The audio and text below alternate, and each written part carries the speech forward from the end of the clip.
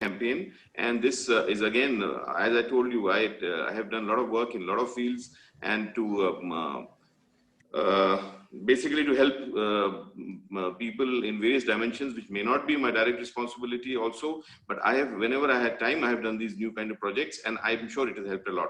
Red Poppy campaign, I have named it because it is for the drug problem, the narcotic drug problem, which is being faced. I was SP in an area called Ratlam, and DIG also of that range, where opium is grown legally. So I had seen the drug problem very closely, and how the people and the lives and their whole humanity, the whole families, everybody is destroyed by drug addiction. So I decided to do something in this field, and this is the result of that.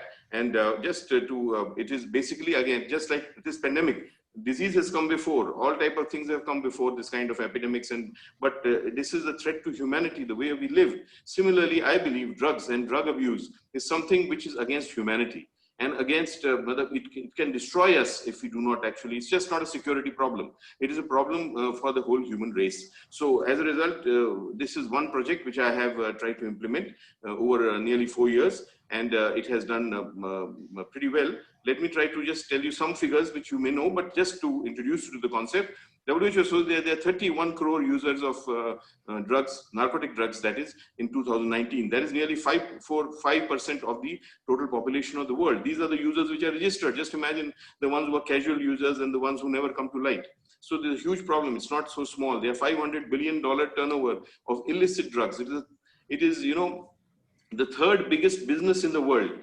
Legal and illegal combined. It's petroleum, arms trade, that is armaments trade rather, and then the drug trade. It's so much money is involved that only enforcement, only catching the criminal is not going to solve the problem, according to me. It is going to be something more than that. And drug addiction causes immense human distress. Illegal production spawns crime, violence, terrorism. This we all know. And in India, this figure is also very disturbing. 50 lakh registered heroin addicts. Heroin is only one drug. It's a depressant. It comes from opium. So heroin is only one drug. And imagine if you include all the types of drugs which are available, and these are the registered heroin addicts, the ones who might have reached some rehab center or some hospital. Just imagine the ones who never go there. There is no figure for that, but if you take just a rough estimate, maybe 5 times this, who never go anywhere, so that is nearly 2.5 crores, and that's just one drug. It's, imagine the what is happening in our country also is quite disturbing in that respect. 10 lakh people commit, 10 people commit suicide every day due to drug abuse. So these are just disturbing facts. Intoxicants, I just want to say, the main problem for drugs is that it is basically causes psychological dependence along with physiological dependence. That's why it becomes such a big challenge. Once you become an addict, it's a difficult road journey back, maybe nearly impossible journey back, because of both. Do you fight your mind with your body, or do you fight your body with your mind? That becomes a problem, because both are dependent. And that's why this kind of abuse is very difficult to forget. Dr. Kapoor, sorry to interrupt you. We are not able to see your screen, sir. The presentation you have shared. Just a minute.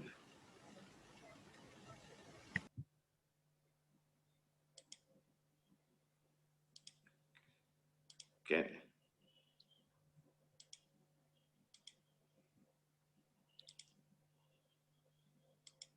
Can you see it now?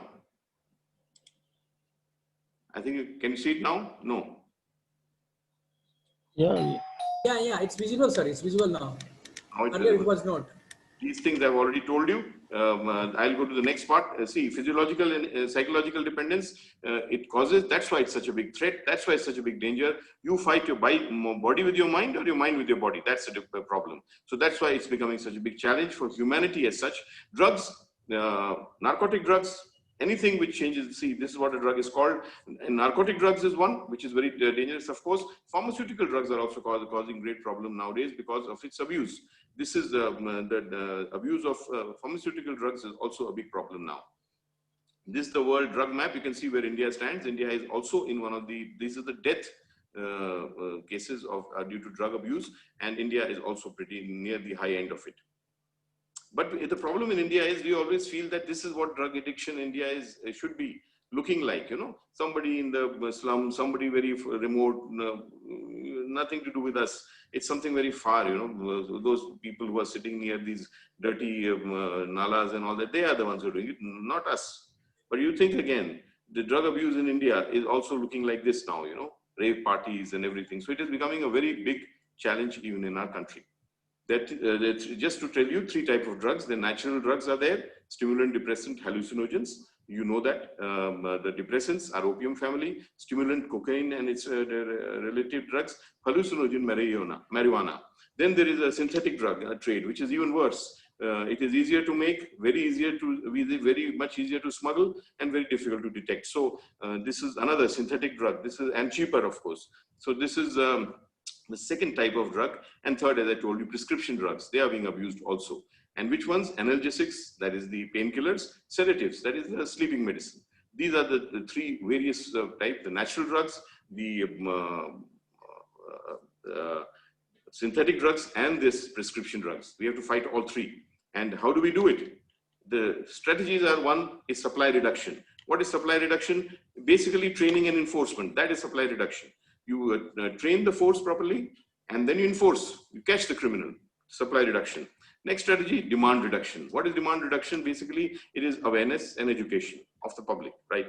Of the people who may be targets for drug abuse. So demand reduction is the second way. Third is the harm reduction, which is once you become an addict, then of course the only way left is the addiction. So these are the 3 strategies which are used to generally combat this drug problem. Yeah, supply reduction, demand reduction, harm reduction. Now, what I thought was, because I was ADG in Madhya Pradesh police is one of the only police, one of the, maybe, I don't know about the other states, but one of the police forces which has got a dedicated department for narcotics. So I was additional DG narcotics in 2016 for a couple of years. So that's when I started this. So supply reduction, catching the criminal, we did good training. I started new training modules to train my police force in a better manner so they can catch the criminals better. 52A, the new section training, the other kind of trainings. And we have the 7 crore rupees I got sanctioned from the state government and made a new office headquarter for the narcotics department. Then Mandsaur, Neemuch, which are the affected districts there, we have our unit offices. So the infrastructure we developed, enforcement training we did. But I'd never thought that is enough. I thought the main solution lies in demand reduction.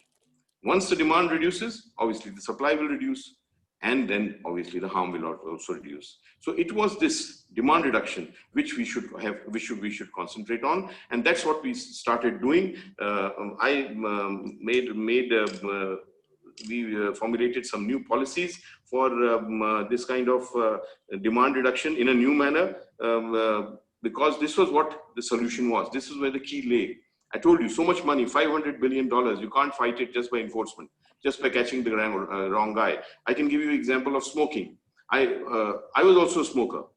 People of my age, if you remember, at that time, I gave up smoking in 2001, sorry. And in those times, of my age people, do you remember? So many people used to smoke, but now very, very few people smoke. Why?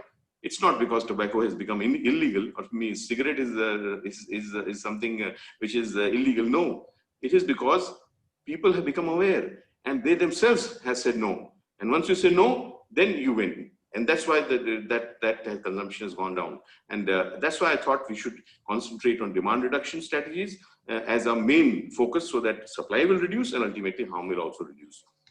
So we did a lot of seminars. And we had a whole package under this, what I told you, Red Poppy campaign, seminar and workshops, directly reaching out to the children. I used to address it. My team used to address it, directly reaching out to the children and the youth who are targets. Then we did physical world messaging. Then we did digital outreach programs. Then under this, we have done technological use and apps we've used for reducing this harm. Research we have done to back up whatever we are doing with data. That's evidence-based policing based on data. Research data, that is figures, and anti-drug new innovative educational projects. Just quickly, I'll tell you, as I told you, we did a lot of sessions where I went and addressed a lot of people with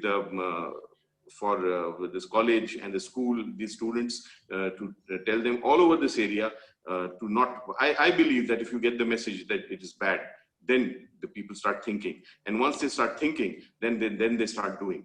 So we did it all over in Madhya Pradesh, in many places of Madhya Pradesh, this kind of, I told you, these kind of seminars and workshops. And we did it not only for the students and children, we did it for the police officers also, to tell them that what is their role in this kind of activity. We did it for the judges also, because they also need to know the NDPS Act in some better angle. This was in Jabalpur, the Judicial Academy. We addressed them also. So seminars and workshops were organized. Then under the Sahas Abhiyan. Then, as I told you, that the physical world that we reached out to the people, these were special films we developed, and with the message, very good message, very good films. We put it on our social media, we put it on cable TV, we put it on the in the intervals during these in multiplexes and single screens, so that this kind of message of no drug abuse, yes to life campaign, we called it, rather than no to drugs. We thought, let us make it more positive. We use the word yes to life. That is what we should say. No to drugs is negative. Yes to life, positive. So that's the name that we chose for the campaign. Dr. Kapoor, please conclude. Yeah. You stopped me in the middle, so give me 2 minutes extra. Anyway, so this was the calendars and all we developed with special messages. Again, physical world messaging. Then after that, digital outreach, I told you, we made a special website for narcotics department of Madhya Pradesh Police, a special Facebook page. In that we had, we designed these innovative posters, we distributed it all over. And narcotics also, we had webinars, and we called experts, we talked to people, connected schools, so that the reach becomes more. Then, as I told you, software and app. This is an app we developed, it was called NarcoTap. This is a narcotics tracker and plotter. The best part of it was developed with academia. Students from computer science department of Vaishnav University Indore, we involved them. They developed this for me, and the screen would look something like this. From this, we could get the track of the drug movement, plus the drug cases, and then the vulnerable areas, the schools, the colleges, the hostels, where we have to concentrate our efforts so that the awareness goes up. Where are the teachers, where are the children living, where are the slums, where are the vulnerable areas.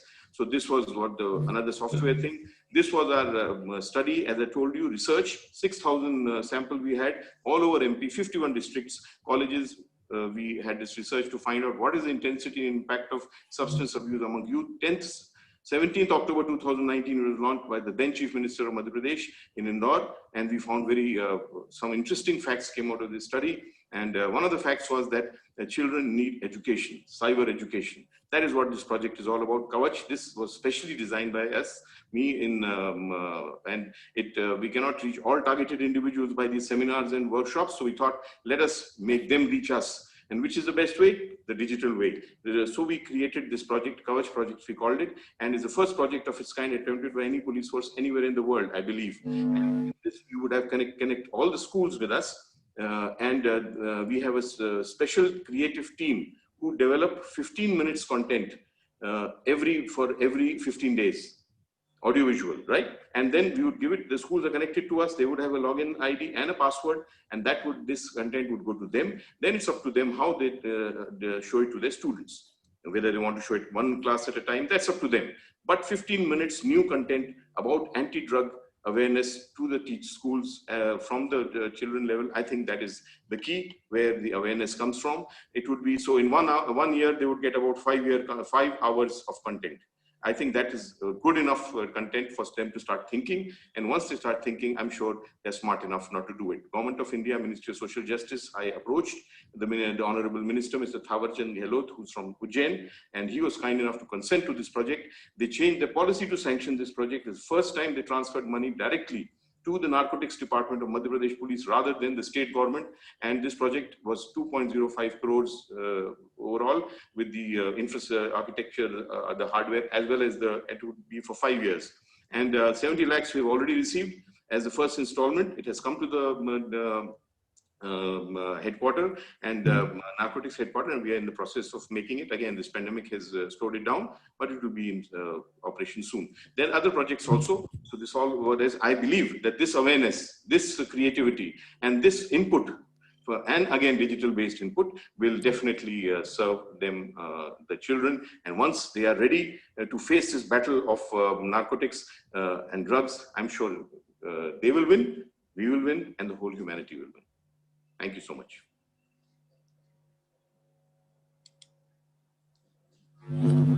Thank you, Mr. Kapoor. It's very good, rather very timely and much needed steps that you've taken in involving digital thing. And I was myself was advisor to the Planning Commission handling drug abuse, and Minister of Social Justice was under me.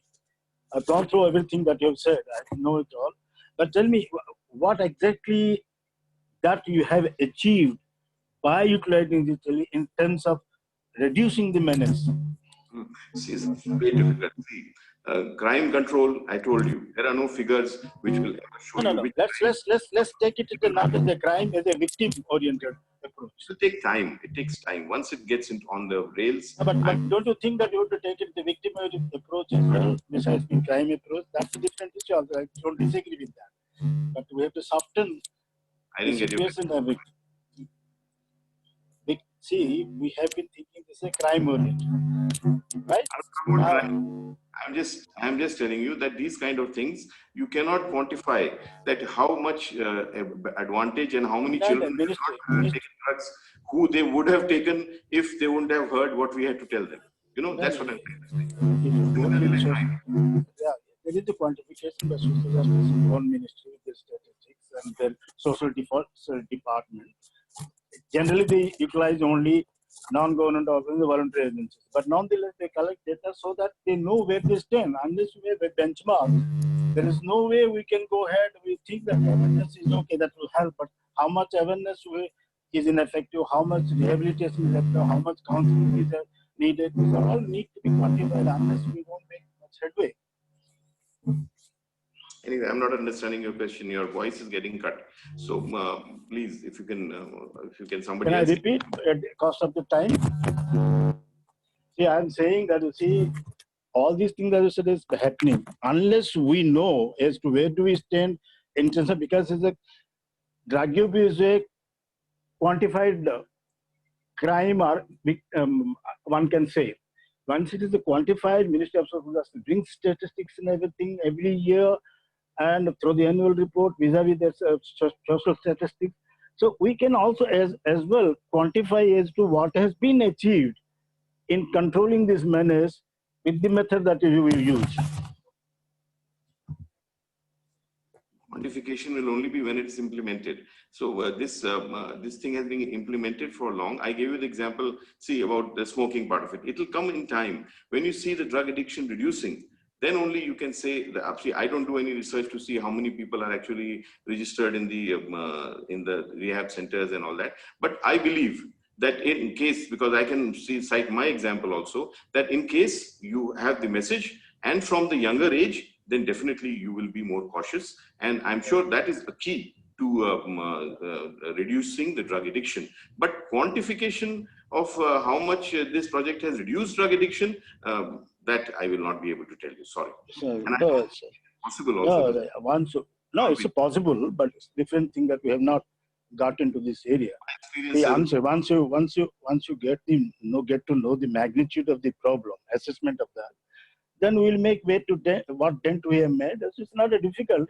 Maybe something may not be absolute statistics, but inference statistics one can arrive at. Unless we have a projectized approach of such, addressing such a menace, it's difficult to come with a, we can articulate, we can say many things about it. Unless the results are seen, we are nowhere.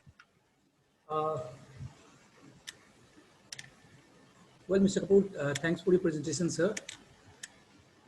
Now we have Mrs. Sapna Gore and Mr. Ravindra Sisave from Pune Police to present their presentation. Good afternoon. Oh, sorry. I had a question to Mr. Kapoor, Dr. Kapoor. See, the Kavach project where the school children were targeted with audiovisual message, at least there you can quantify, I mean, to continue with Mr. Panda's question, then you can quantify how many children are watching those and whether it is having, the targeted, all of them are covered, not covered, any problem. And at least in those schools, is there any impact? That can be analyzed, right? See, first of all, ma'am, this project is, I told you, 70 lakhs has been received. The architecture is being made. It will be started soon. Okay, so, Kavach hasn't... it has not been on. It All is still right. not on All the right. rails. That's All what. right. Good, good. That's good. Yeah, thanks. Yeah, Mrs. Sapna Gore, you can please go ahead. Okay. Good afternoon. Am I audible? Yes, Very ma'am, much. you are. Yes. Loud and clear. Thanks.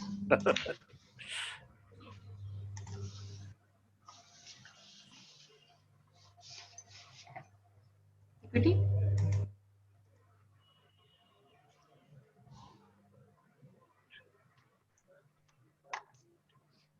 Okay. I hope the PPT is, you all can see the PPT, right? Yeah. Yes, ma'am. It is visible to Yes. everyone. Thank you. Good afternoon. I'm DCP Swapna Gure, and I'm presenting on behalf of the Pune Police with regard to the digital pass system we have done during the pandemic that Pune and especially the whole world is going on. As we know that we are all aware that today we are facing a pandemic, and there is not a set of procedures or sort of a protocol or an SOP with regard how to deal with this pandemic. And the immediate answer for this was a huge lockdown that was declared in everywhere in the whole country and in Pune specific. Many problems and issues were cropped up in order to the immediate recourse that has been declared. And one of the important problem the society faced was the managing the conveyance or the travel of the people who are having medical emergencies or any kind of thing. So what we thought was necessary to have a system in place where, in order to facilitate and the movement of people in kind of emergency and essential services. With the declaration of lockdown, problems have cropped up. The most important was to challenge was not to make people sit in their houses, but to control and allowing essential movement and the movement of essential services to the doors of people. Essential services including medical things, dry ration, milk, and other supplies also. Pursuing this challenge, 4 WhatsApp numbers were initiated for the conveyance or as a help desk in the police control room. But we found that as much as more than 5,000 requests poured it immediately with the initiation of this WhatsApp number. So we found the need to have a transparent digital web-based pass system, which was envisaged for the convenience of the citizens. This whole system, we had various nakabandi points in the city in order to curtail the movement of the people or the persons or the citizens who are coming without reasons on the streets, which may lead to the spread of the pandemic. So it was divided into 3 systems. Like we had a vision. The vision was to facilitating the travel of citizens during the lockdown period. We had a mission. The mission was ensuring a digital platform that allows the police department to approve and monitor truly essential movement of citizens categorized by the government under essential services. And the goal was providing a digital platform with transparent system for 24/7 service with dignity. This whole project was conducted by Bachan Singh sir, who is DCP Crime Pune City, and Mrs. Shilpa Chavan, who was the Seva Cell in charge with her team. The main problem that we had was to have a scrutiny of these passes while during our nakabandi or checkpoints, and to also follow the COVID protocol. As the virus spread, security and avoiding contact was very important. Hence, manual police checking in time consuming and creates prolonged face-to-face human interaction, thus exposing police personnel to possible infections. Issuance of several letters from various organizations, hospitals, and multiple essential services is not secure and are likely to be misused or tampered. Hence, we needed to streamline all this for a better management. The current sensitive environment exposed not only the police personnel, but also the citizens to incorrect public scrutiny. Ensuring scrutiny with minimum interference and executing COVID protocol was the need of our, hence the digital pass system. We had different challenges in order to initiate this system, but the system was created just within 3 days of the declaration of lockdown. This digital pass system was an Android Apple-based app for the police personnel from whom we can scan the QR code, and it was where the form to be filled by the citizens was a web-based form. We had certain challenges. First, the important challenge was the creation of infrastructure. As soon as the lockdown was announced, citizens were facing issues in traveling due to medical emergency. Essential services, it's better I could see that. Lack of ability of passes. To facilitate this, initially 4 WhatsApp numbers were activated, but we got more than 37,000 grievances immediately in few days of the WhatsApp numbers. After 3 days of this lockdown, we started a digital platform for e-pass, which was in place for the people in emergency. This was handled 24/7 by the Seva Cell. Seva Cell is a team which comprised of different units who worked in the day and night shifts. We had another challenge was related to the travel. Citizens were facing issues in traveling. The most important was a death due to death of a person, of a relative, for the that they need to travel, and another was an immediate medical emergency. This was implemented with the pass, and the necessary movement was facilitated. Citizens were facing issues of getting transport facility. So we had started a dial rickshaw project, which had a sanitized rickshaw, and the numbers of the rickshaw was available on the web portal. So person can just being that their home can order that rickshaw, sanitized rickshaw at their places and could travel. This was approved by the RTO rates, RTO approved rates. We had so many requests pouring on, like during the peak of this pandemic, we have 17 to 18,000 requests per day. It is not possible manually to see all the medical papers and the other mandatory things that they have sent along with them. Hence, there was a misuse of this system also, and we have registered FIRs accordingly also. As this policy evolved, the travel permissions from state to state has differed. Some state had a strict entry-exit traveling policy with respect to Maharashtra and especially with Pune. So they needed some NOC before some persons, like a person from Kerala, if he has to go back as home, he needed a NOC from his state to be conveyed to the Maharashtra. Only then could be approved. So this system, we had a mechanism in place where auto send requests were also initiated. The most important of digital pass system was convenience of the citizens. And this could be seen only by the time that is required for the approval of the request. So more importance was given to the urgent, genuine needs, and they were approved immediately. The methodology that we adopted for the creation of the system was creation of a web portal system which is accessible to everybody. The adaptation of the Seva Cell, which we had into a digital pass cell. We need to have training to all our staff who are handling the system day and night, because this is something new to everybody that is handling. Identification of the need and the approximate load of the requests that are there. Generating analytics about the e-passes and the manpower optimization. We had to identify the gaps we had in web portal, and we plugged them as soon as possible. We registered offense for the misuse of the portal. We updated the portal features as per the changes in the guidelines of the system that the government has issued day to day. The different kind of solution that has been approved. Rejection of applications was put in the bucket. Other than the essential passes, we hardly allowed any movement in the city. We had a dashboard which was monitored by us, which has all the data of how many requests has been approved, have been rejected, and all the applications were monitored. We had the restrictions on the number of the requests, which are the bulk approval from the e-commerce system or the postal department, who had their employees that needed travel passes. We had multifaceted activities, like the police staff can search the application based on company and organization, view the live usage of the approved passes, and view pending applications also. We had the easy monitoring, as the department supervisor can view the performance of their staff, the amount of actions taken by them in a given day, the IP addresses using in this login, and they view if there are multiple user or they are a single person using multiple ways.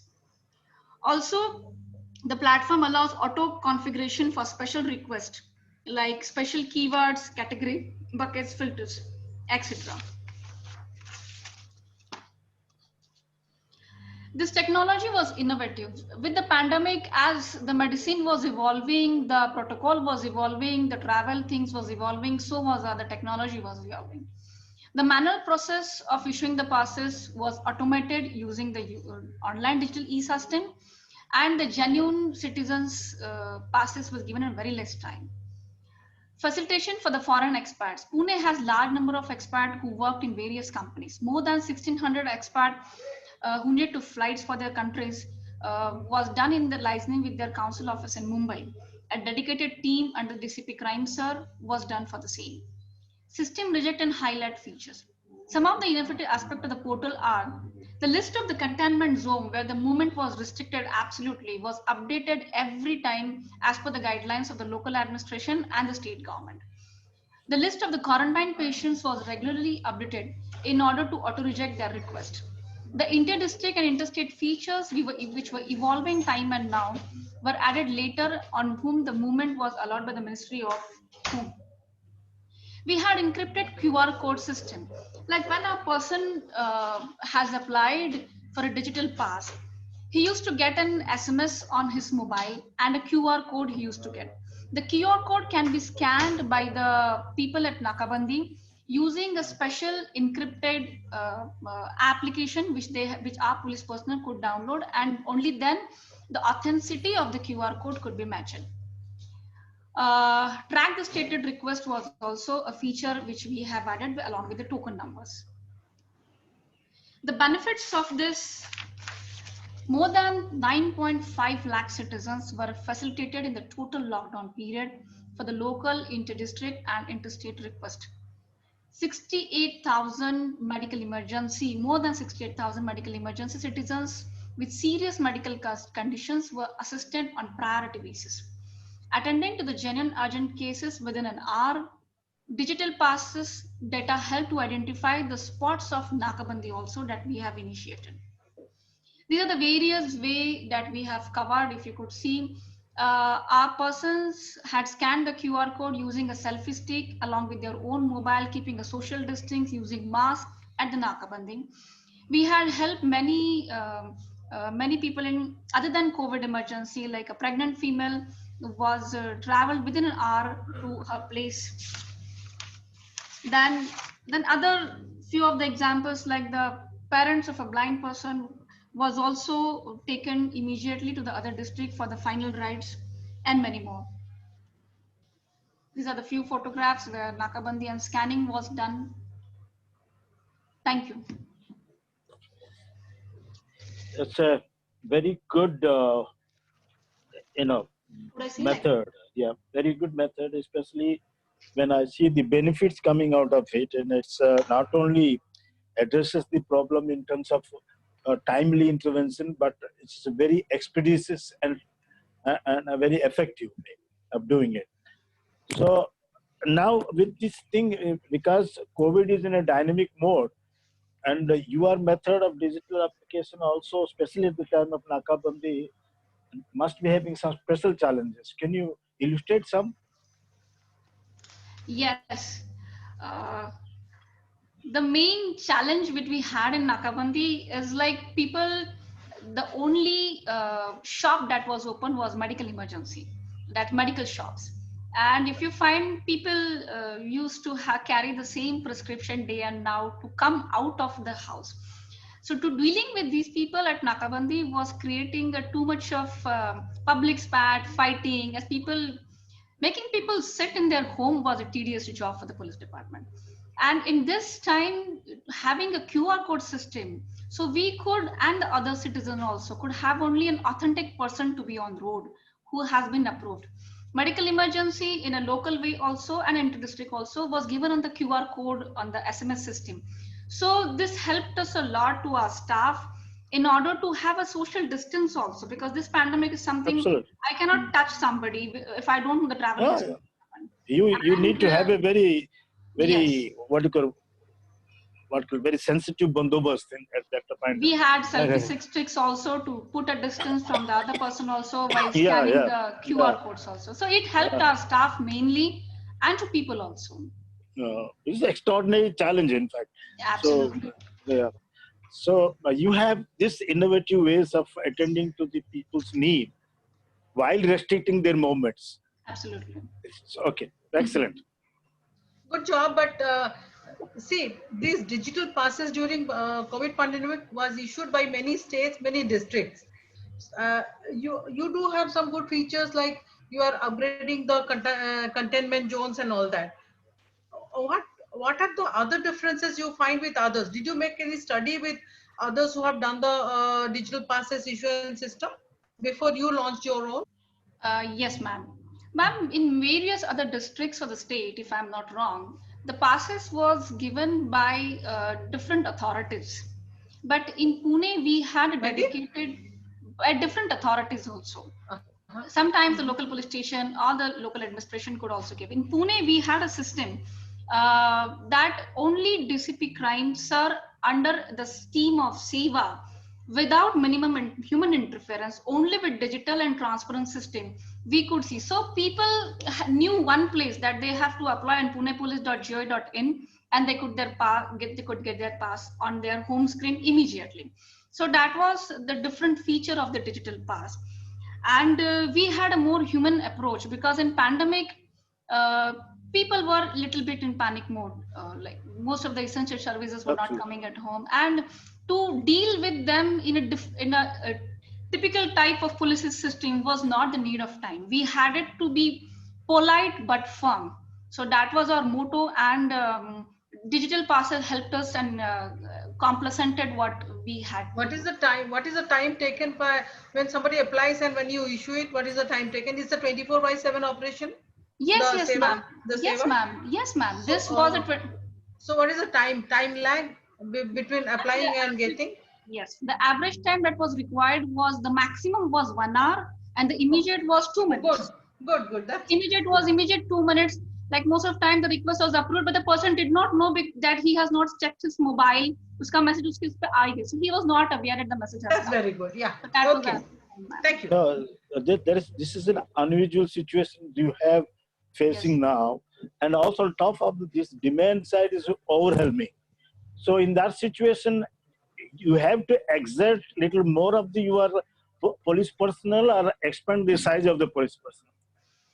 No, what care what we have taken as we have put the staff of above 50 to our police station work only, and the young crowd which we had from below 40 crowd that we have put in our Nakabandi things, and to the internal areas of containment zone where there was more cases. Like in our Bhavanipet area, the whole area was more than 4 lakh cases. So we have to have small lanes and inlanes and petas. We need to cover with barricading and everything. I mean, virtually half of the cases are in Bhavanipet. Yes, Bhavanipet had huge cases, but I'm glad to tell that it has been stabilized like anything.